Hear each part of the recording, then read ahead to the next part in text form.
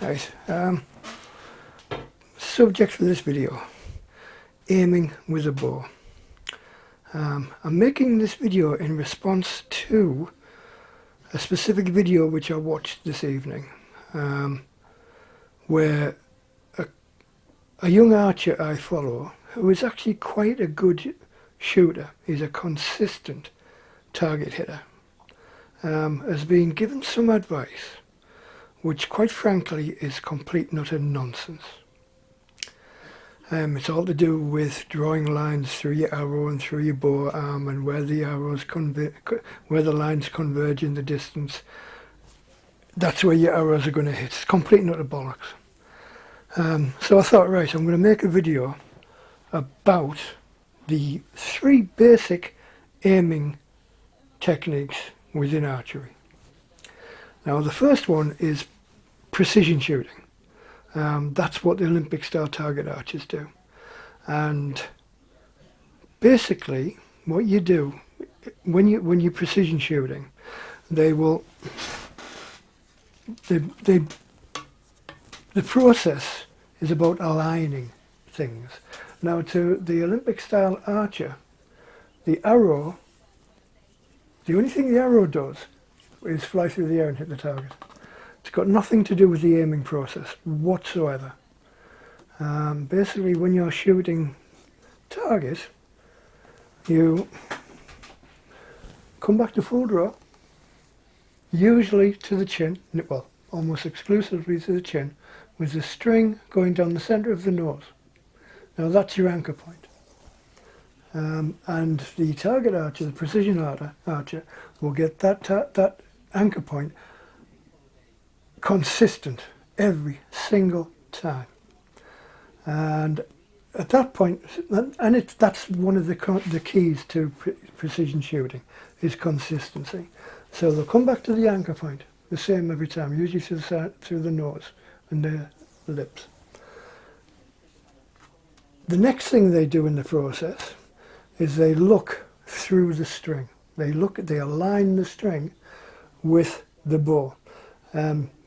Quite often be the left-hand side of the bow limb, or the right-hand side. Sometimes there might be a mark runs down the middle of the limb, but that's what they line up on. So they align the bow to their anchor. Forget about the arrow. The arrow's there, but it's not part of the system. They are aligning the bow to the target by aligning the eye, the string, and the bow and the target, getting them all lined up and pointing in the right direction. The next part of the system involves the sights. So they'll come to full draw, and they'll align the string and the bow and the target, and then they will fine-tune with the sighting system. Once they're happy with the sighting system, the sighting element is on the target, they will loose the shot. The bow arm is literally there only to support the bow. That's the stress. That's the bit that holds the bow steady, while the other arm does all the other things. That's it, pure and simple. Quite highly skilled, and they're actually the athletes of the archery world. They're the ones who would need levels of fitness, because in the average archery competition, they might fire 1,000 rounds. They might fire 150, 200, 300 arrows in one competition. Anyway, so the next is point. It's usually known as point shooting, or that's what bare bow archers do. I call it sight shooting, because basically they're using their vision, their eyes, to look at certain points in their field of view. Now they do the same thing as the precision archers do. They will bring the bow to full draw. They have a knocking point, an anchor point, which could be, this is the difference between precision arching, when their anchor point could be here, it could be here, it could be here, it could be anywhere. But it's always consistent, or nearly always, it's always consistent, just like precision archer, but it could be anywhere they feel comfortable. Like my son draws back to the corner of his eye. If I'm shooting bare bow, my anchors are always to the chin. but my son draws back to the corner of his eye. This young man whose video I was watching earlier on generally draws back to the corner of his eye. but it's always consistent. And then at that point, they align the tip of the arrow on the target. Competitive barebow archers, they will actually set their bow up so that at 50 yards, which is generally the distance they shoot over, when they put the point of the arrow on the target, that's where it's going to go. Now what they may do as well in other situations is what's called string walking. And basically what you do, that will get you 15 meters. Now if you want to be a bit closer, you string walk the arrow up, you walk the arrow up the string, so you end up shooting like that, and that increases your range by going up the string. You come down the string, and that decreases your range. You're still using the same anchor point, essentially, but the arrow is at a different angle, so it does different things. But they're still using the point of the arrow as the front sight. Same with shotgunners use a bead sight. The anchor point, the stock back here, is the anchor point, and then the bead sight on the end of the barrels is the sight.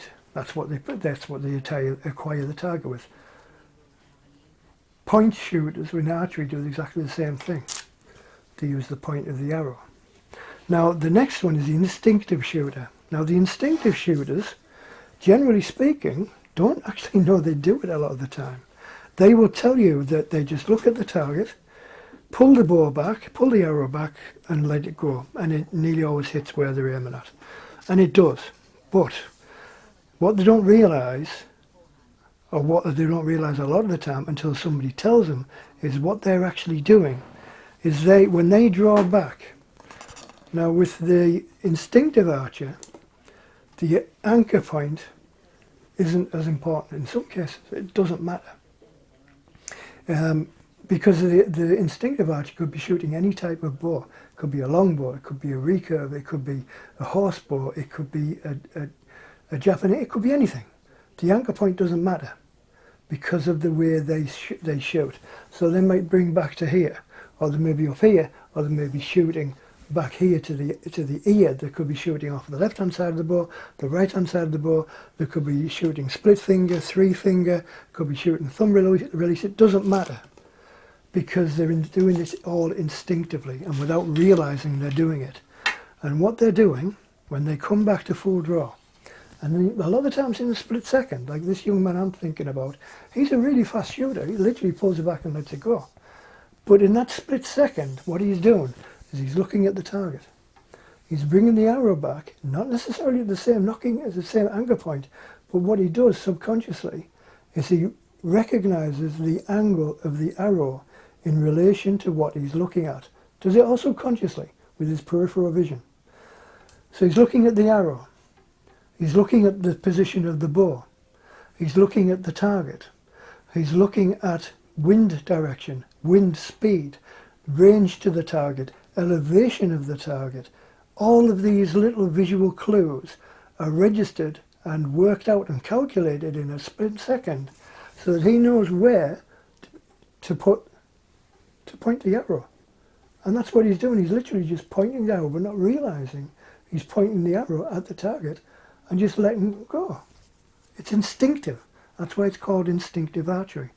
Now this young fella that I've been watching his video, somebody sent him a message, somebody from America, and said, well, what you need to do is you draw a line through your bow arm and then you draw a line through the arrow, and where those two lines meet, converge in the distance, that's where the arrow is going to go. It's complete nut of bollocks. Because the only time, I'll point at the camera. You draw a line through my arm to the camera. I put the arrow, right, where's the arrow pointing? The arrow's not pointing in the same place. The arrow's pointing off to the left, to the left. My arm is pointing off to the right. The only time those two lines converge is at the point where the arrow sits on my hand. Now whether that's on the thumb, if you're shooting off the right hand side of the bow, or if it's on the palm of the hand if you're shooting on the left hand side of the bow, it doesn't make any difference. The left hand, the bow hand, has nothing to do with the aiming process whatsoever. It's all about the subconscious or unconscious, I can never remember which one it is, alignment and calculations made to make sure basically that the arrow is going where you're pointing it. And that's it, pure and simple. Now some instinctive archers, without realising it, will draw back to here and they will look down the shaft of the arrow. And that's where the arrow is going to go. Now if they're shooting thumb release, they might draw back to the ear. But without realising, they're still registering the angle that the arrow and where the arrow is actually pointing. They know the angle is not straight, so they adjust the angle. So if you watch somebody who shoots thumb release, they tilt the bow over. The bow is nearly always tilted over. And in doing that, you're altering the position of the arrow in relation to the angle to the target. And they do it without realising it. Right, anyway, there we go. Enough of my waffling on. Now I hope you got something useful out of that. As a visually impaired archer, the easiest form of shooting to do is precision shooting, believe it or not. Because you have got the systems there to help you. With point shooting, you need to have a higher level, a level of visual acuity which will allow you to see things. If you're instinctive, I've only just discovered this in the last couple of days, if you're shooting instinctively, the level of vision you need is exponentially higher than the level of vision you need for precision shooting. Because precision shooting, you are honing in on a small area. And that's all you need to see, is that small area leading to the target. Whereas instinctive shooting, you need to see everything. Anyway, don't forget to subscribe. Don't forget to sign on for the prize giveaway for one of these bows. There's a video all about it. Hope you found that interesting. Like, comment, share, all that sort of stuff, and we shall talk again soon. Cheers, guys.